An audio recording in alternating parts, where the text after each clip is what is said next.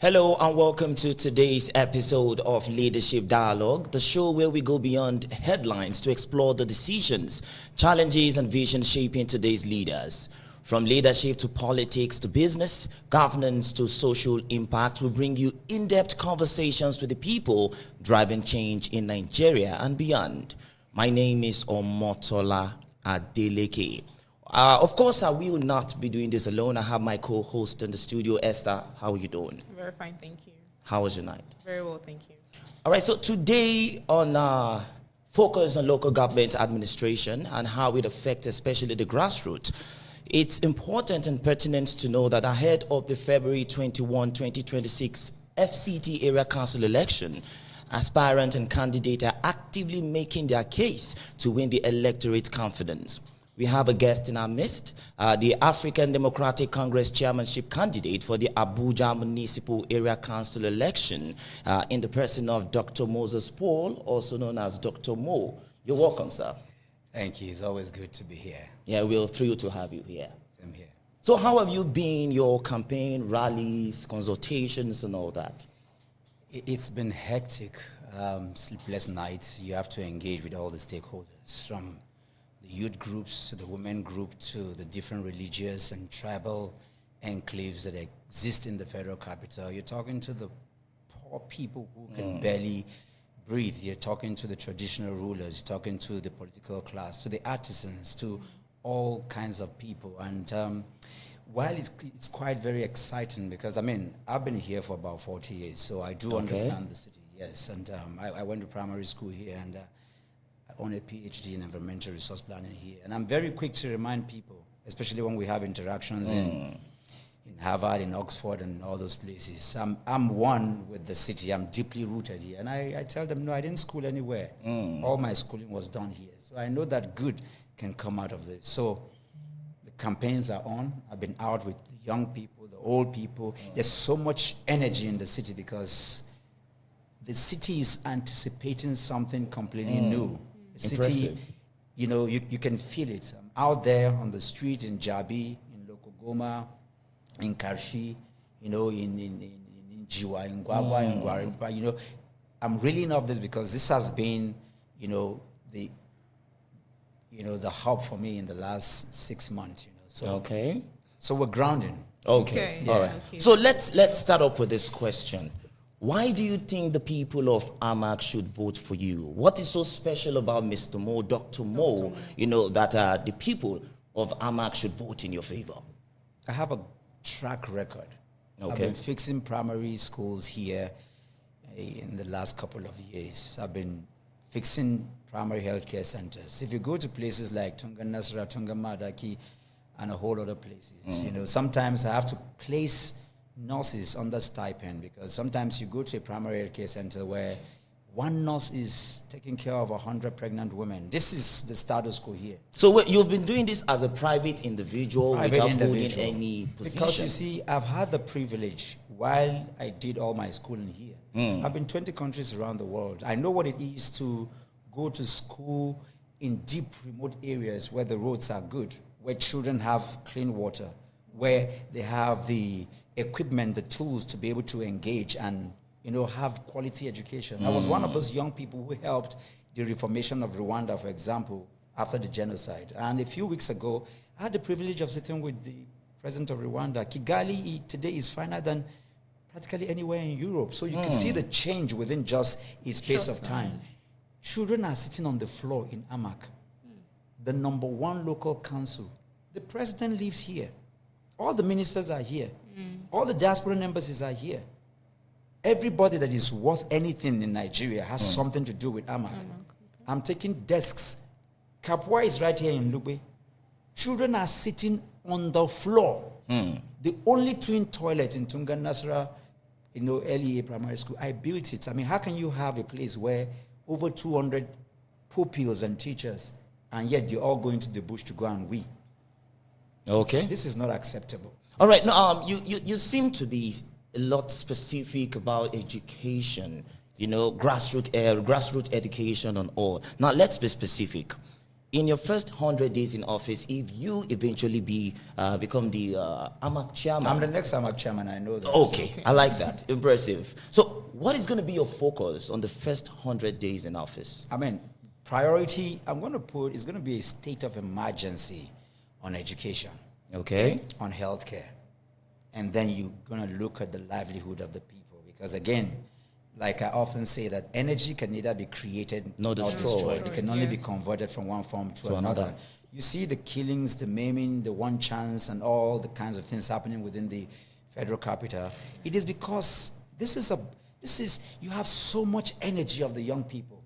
But when you have a visionless leadership that does not even understand how to dovetail, to navigate, to reorientate this energy, then you're going to have a serious problem like we have today in AMAC. Anchors are being killed. People are being maimed. You know, touts are harassing people. You can barely do business in AMAC. Multiple taxation in an age where I can send money to you. I can pay for my neighbor bill. I can pay for things. We can interact. AI. We do not have a single payment system module that allows for people to do business in AMAC. I mean, this is irreprehensible. So there's going to be an emergency in these areas that I've talked about in the first 100 days as I assume office. Okay. All right. Esther. So I was asking, his primary focus is basically on the education sector. Education, healthcare. And then we can look at how to pull people out of poverty. What about the security sector? Because you see, this is where it is. When we say security, how much is bread, Esther, in AMAC today? Averagely, bread is what, 2,000 naira. Can your gate man afford that? So why would there not be stealing? Okay. The city is so expensive. Young people, graduates, can barely move. It's sickening. Can't we see? I mean, people are left to, young people can't even move.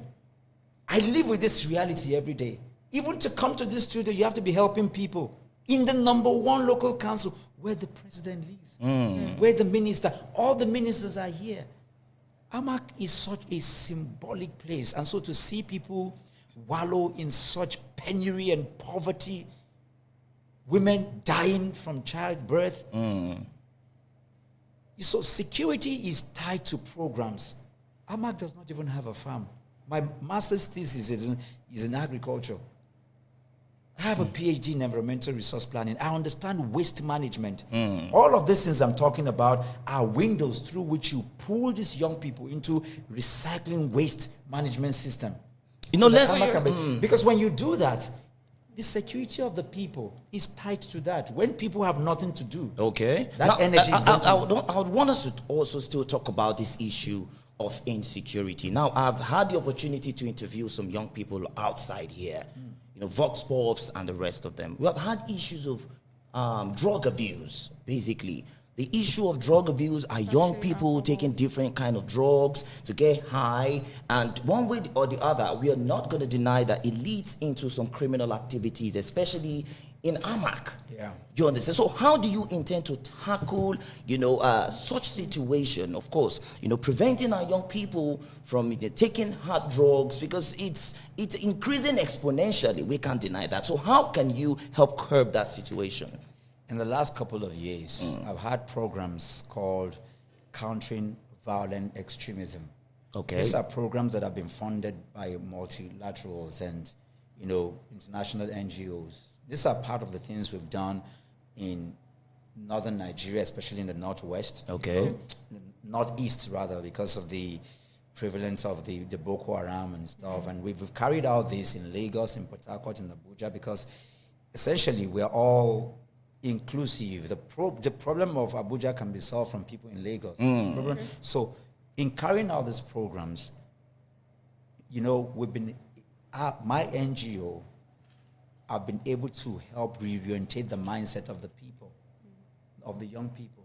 I've interfaced with very hardened, you know, bandits and people, and, you know, interacting with them, because at the end of the day, the quality of human beings comes from training, retraining, and de-radicalization. Okay. So the drug abuse and all that you see is because the society is not engaging. The leadership that allows for the dovetailing with the traditional rulers, the religious rulers, and the civic society. You see, that's why I talk about visionless leadership in AMAC. Because the box stops with the chairman where security is concerned. So you're saying the incumbent chairman wasn't... I mean, you invite him and see if, has he been attending to issues? You know who the incumbent chairman is? I'm asking you, Esther, you've lived in the city. Who is the chairman? Who is the chairman? May Kalanga, is that his name?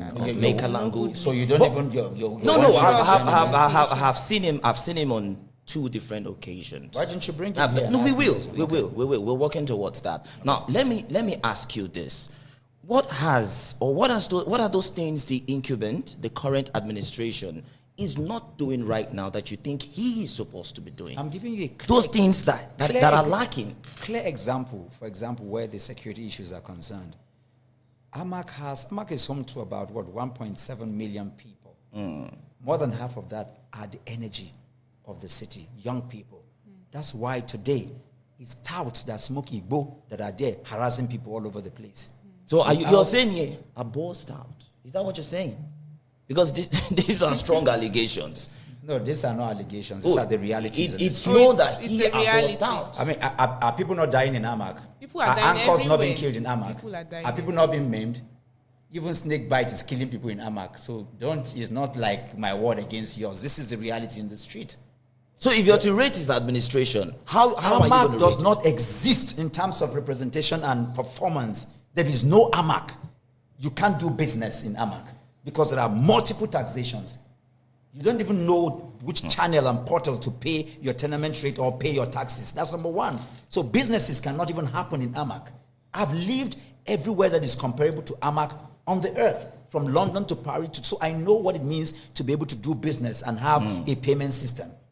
AMAC, primary school pupils are sitting on the floor. Next tomorrow I'm taking desks to Kapuaya, to the primary school. They are sitting on the floor in AMAC, the most important local and geographical space in Africa. Look at healthcare. As a private citizen, I'm fixing primary healthcare here in AMAC. Go to Tungan Madaki and ask them who fixed their primary healthcare center there. I'm giving you specific names. All the over 50 primary healthcare centers in AMAC are in comatose. So you're saying you'll do be the functional. research. You'll be more functional than the local This government. is the chairman. point I'm making. That Okay. education, all the primary schools right now are where? They are at home. The last time I checked, about a few months ago, when primary school were shut down, in the FCT, over 4 billion disappeared. I'm giving you specific figures and terms and places. And I need people to come out and challenge this. Primary pupils are sitting on the floor. I'm fixing primary schools here. You see, sometimes we put too much attention on the minister, on the federal, on things that does not concern them. This election is the most critical and most important. It's more important than the presidential election. Because it affects the Education grassroots. is local. Health is local. Livelihood is local. Okay. Security is local. Our life is all tied to these issues. I'm not dealing with personalities. We're talking about issues. How to make this symbol of the country, this significant place. How can you have a chairman who does not understand the narrative of our conversation lead the most important council here? A few years ago, the American ambassador, from whom some of the NGOs where I get grants from, I mean, do you know that all the embassies that exist here, they return funds every year because the channels and the modules that is required to unplug these funds, this administration that is called AMAC does not even know how to do that. So how would your administration create jobs for the youth? I mean, you are talking things that are making me sweet because this is what I do. This is my lifeline. Okay. I understand how to create jobs, for the young people. I've told you about programs that I do that rewire the minds of our young people. Everything rises and falls on leadership. When you interact with people, it's about reorientation. Okay. I mean, we are here. AMAC does not even have a farm. No single farm in the whole of farm. And you see, sometimes I don't want to start talking about my programs because they start running and trying to implement them because of elections. No, our lives, election is not just about voting. Election is a heartbeat. And this is why I'm calling on AMAC people, because let me tell you, the reason why we have visionless people, because AMAC is home to politicians, to big business people, to doctors, to lawyers, to professionals who do not come out to participate in local governance elections. They So do not. I would want to really understand. This is very important, because Okay. if they don't come out and it is left for just a section of people, then you have a section of people lead AMAC. This is Okay. where the problem is. Okay. So I'm talking to people. I'm talking to all the young people, the graduates, all the big men and big businesses with all the estates that exist here. Come out and ensure that you have somebody who understands your system and narrative, who can lead you. Why would you have somebody who cannot even address you, lead you? Dr. Mo, let's talk about your influence. Do you have a personal relationship or perhaps a professional relationship with the minister of the FCT? Because, I think that would, of course, be at an advantage for the people if you probably have a relationship with the minister. I have a relationship with the poor masses. Okay. I have the relationship with hungry elderly people. I have a relationship with sick people. I have a relationship with all the IDP camps. It's more important because my governance is about the people. It's about ensuring that children go to school and come back safe. It means you don't have a business. You don't have any business with the minister. I am not contesting to be the minister of the FCT. I'm contesting to be the chairman of AMAC. But are you not supposed to work together? There is an overlap. You see, it's about timing. Okay. If the minister is who he is from what I read, Okay. he should be looking for me. For somebody who is fixing primary schools and fixing healthcare centers. If I am the minister, I will look for me. Okay.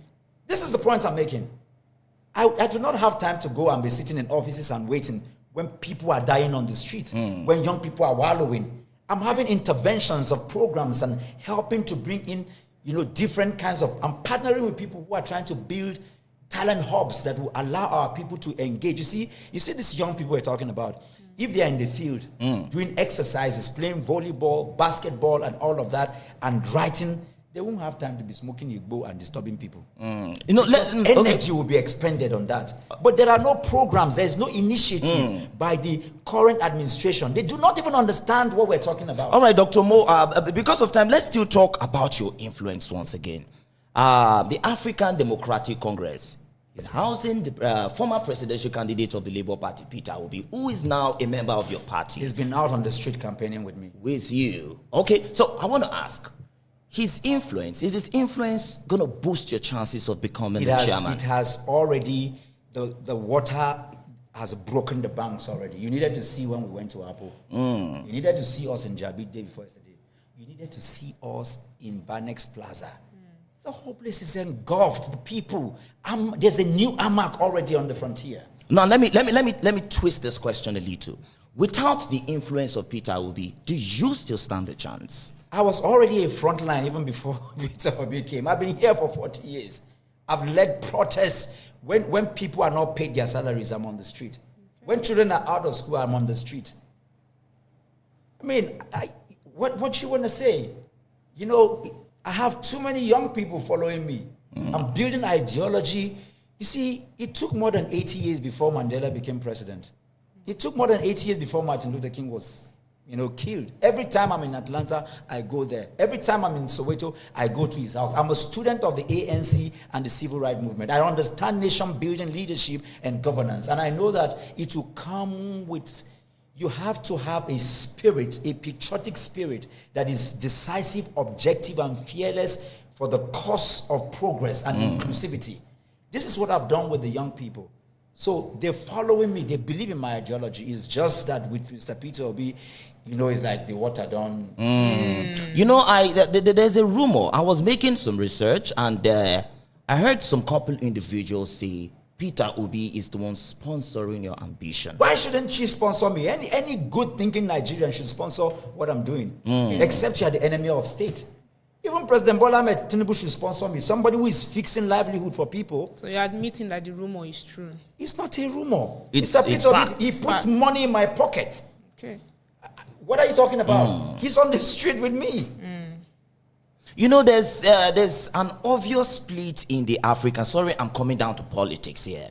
There's an obvious split in the African Democratic Congress. I'm not saying a faction. I'm talking about the loyalists. We have the Atiku loyalist and we have the Peter Obi loyalist. Obedience.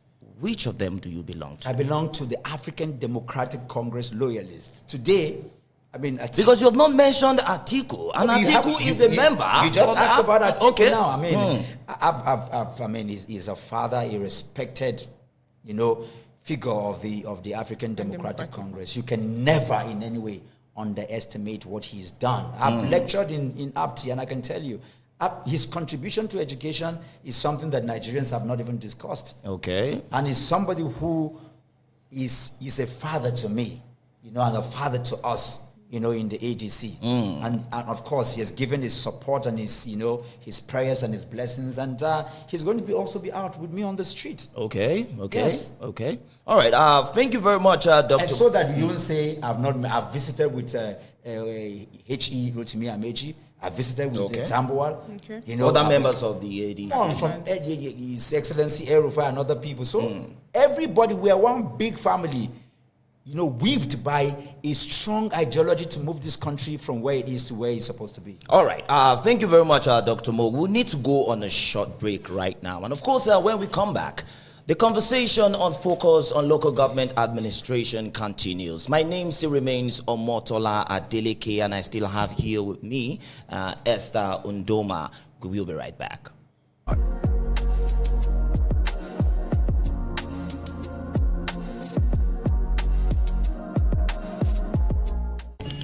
Camera rolling. Light set. Sound check. And action. Hello everyone, welcome to today's program, a program where we get to talk custody. about the Program daily where affairs lawyers and around the legal issues with intent to educate. This is the perfect space to create professional quality videos, recording news, podcasts, and all media content. With top-of-the-line cameras, studio lighting, soundproof spaces, we provide everything you need for a seamless shoot. Our fully equipped studio ensures high-quality production every time. Enjoy a comfortable, air-conditioned environment with professional-grade gear and expert support. Contact us now or visit our Abuja location to reserve your spot.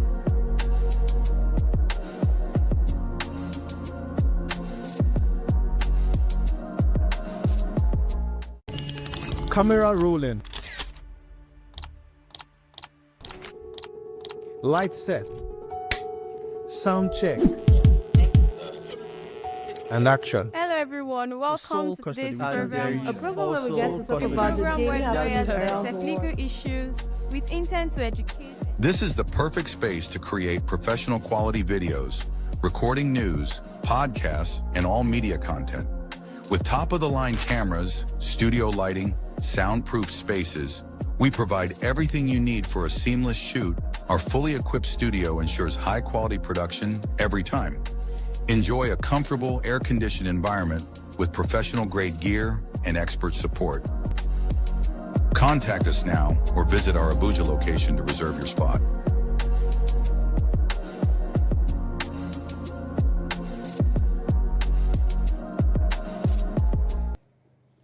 You're welcome back, and don't forget, it's still our focus on local government administration on the leadership dialogue. We still have our guest in the studio, Dr. Moses Paul.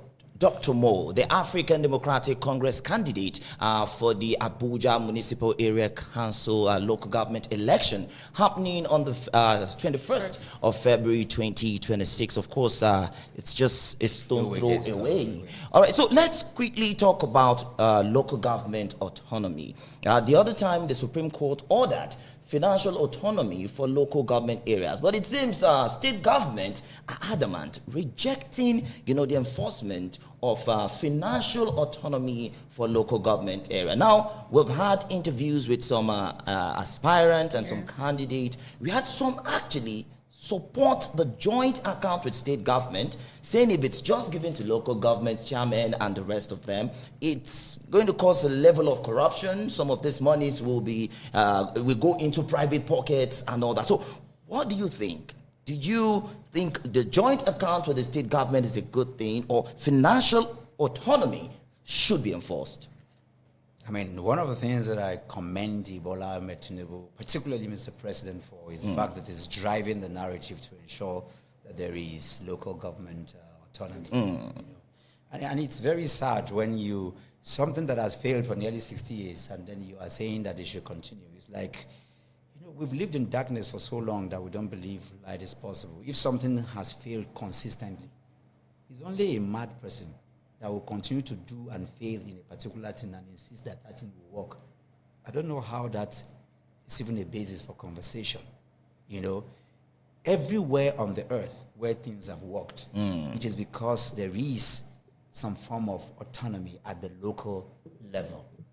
And that's why I'm saying that this election is more important than the presidential election, because this is the grassroots, to allow for things, because I can be held accountable. Okay. Local government is close to the people. At least if you don't know where president is, you know where your local government chairman live. If then give them money, you go follow them. So I don't even, should we be having these kinds of conversation where money should not go to where it's supposed to be? What they're saying is that they do not believe in transparency, in accountability, and in the development and progress of what truly grassroots is about. Now, still talking about accountability, how will the people hold you accountable? What are those steps you would take to ensure that, yes, this is how you people can catch me if I steal money? First of all, my one, I'm not going to steal money. Okay, that's one. okay. and number two, my governance system is a community, is a people-centered, governance system where we're going to, activate town halls where people can, ask questions. That's what accountability is. Okay. The people will be allowed to ask questions, demand for what they want, and I'm telling you, 100 days in office, I'm going to audit. It's going to be an emergency on what has happened before, because if we don't put these things on, because my governance is going to be like this, it's going to be transparent, it's going to be like glass.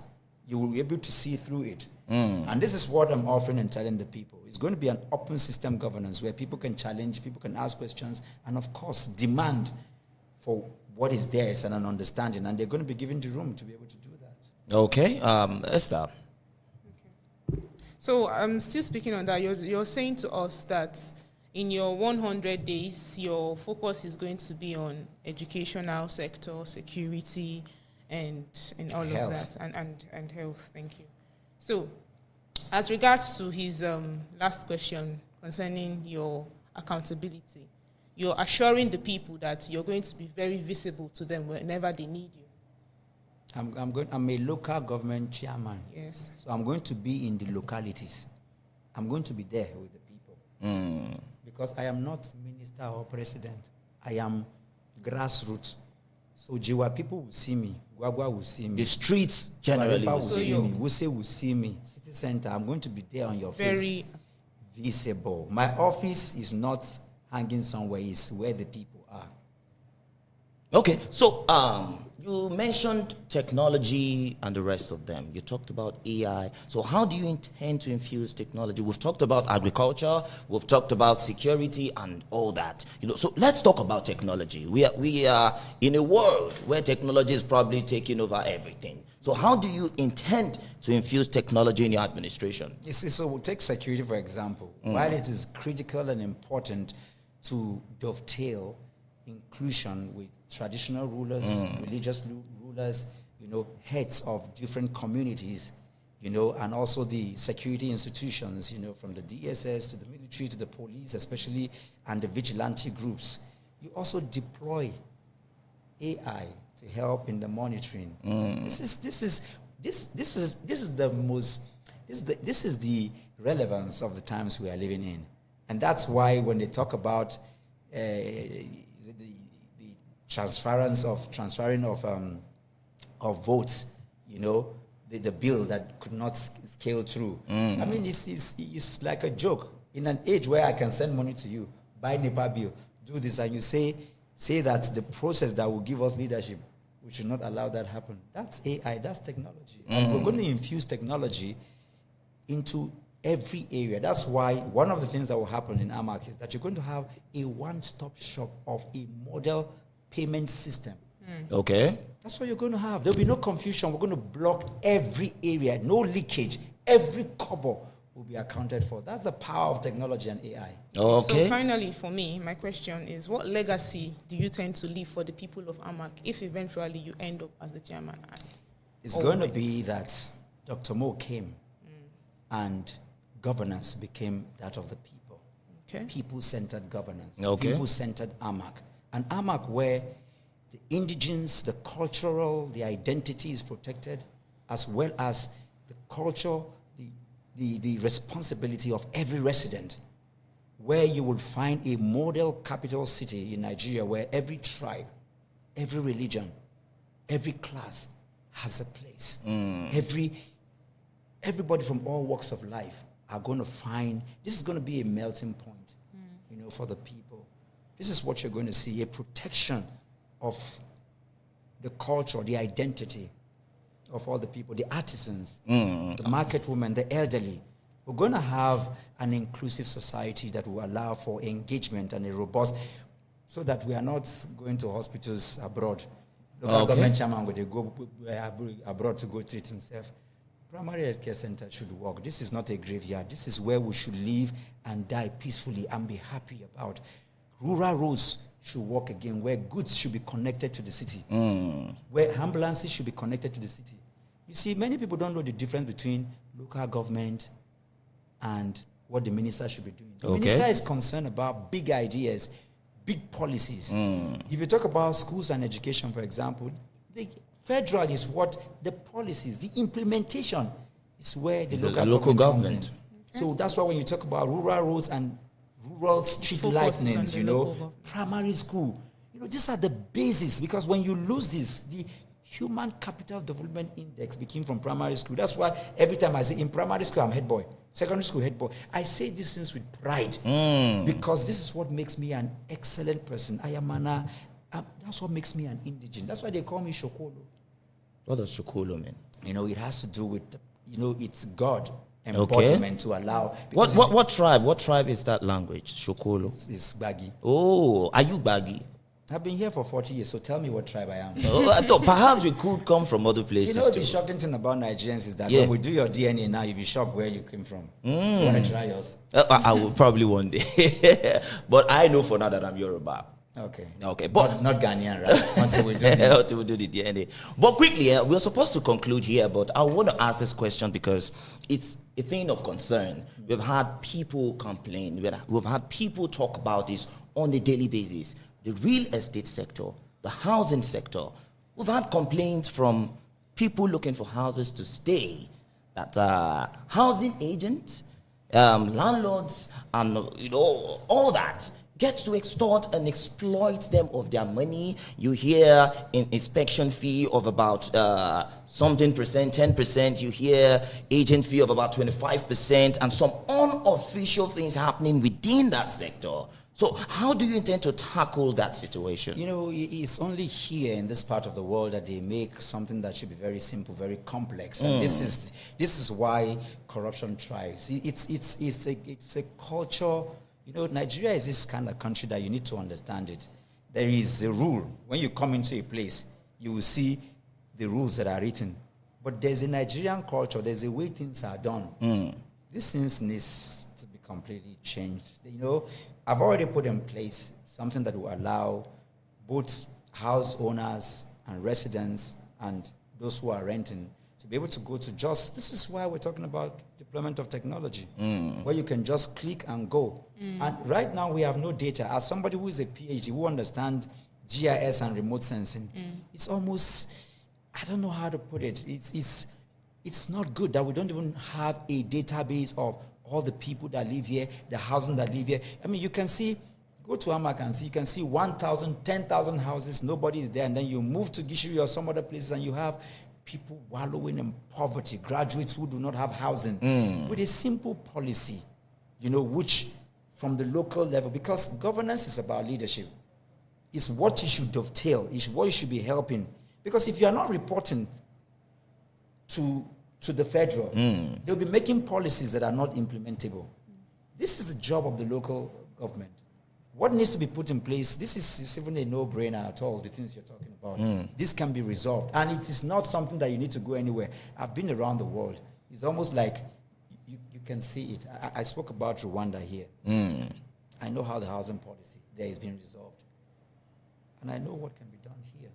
I know exactly what I'm going to do to help the young people, and to help resolve the quagmire between tenants and housing and agents. Everybody can be served. Okay. With a click of a button, you can go and you can go through. I don't want to. I understand. I understand. But, I understand. But thank you very much, Dr. Mo. Any last words before we leave? For me, this is, my heart breaks when it comes to this because I've been here all my life. I feel like I'm cursed because everywhere I go to around the world, after 1 week or 2 weeks, I have to return back home. This is the only place I can call home. And so to see young people wallowing in the corridors of power, to have the elderly, look at our public servants. People, there's so much confusion in the system. It's so heart-wrenching. Artisans and women and young people, the elderly, not knowing where to go, what to do in terms of business, health, and education. But you see, with all the things I'm talking here, it means nothing if we don't fix governance and politics. On the 21st of February, if those listening to me, those of you that have big, big houses with big, big gates, if you don't come out and participate and vote and ensure that you have somebody who understands your rhetoric and narrative, who is here to serve, not to steal, not to cause confusion. Those places we travel to, Paris, London, we can have it here. Our environment is so beautiful. Can we come out and participate and ensure that we protect our vote and have a new AMAC? This is my heart cry for the people. All right. I know that we can have education at primary school level with tools to the gaps within the teachers, tools that are required. We can bring dignity and sanity, to teachers and education again. We can bring dignity to our health, our primary health care center. This is my heart cry because when anything happens to you at night, and the first aid, the primary health care center, I'm telling you, people are dying every day here in AMAC because these gaps are not covered. I'm literally begging people to come out and vote so that we can have a new AMAC that works for all. All right. Thank you very much, Dr. Mo. So that brings us to the end of today's edition of Leadership Dialogue. Many thanks once again to Dr. Moses Paul, the African Democratic Congress chairmanship candidate of the Abuja Municipal Area Council. We appreciate your time and we wish you the best. Thank you. Esther Undoma, thank you very much as well. Thank you. All right. So to our viewers and listeners out there, make sure to follow, like, share, and subscribe at LJE News on all platforms to stay in the loop and join the conversation ahead of our next show. My name is Omotola Adeleke. Bye for now.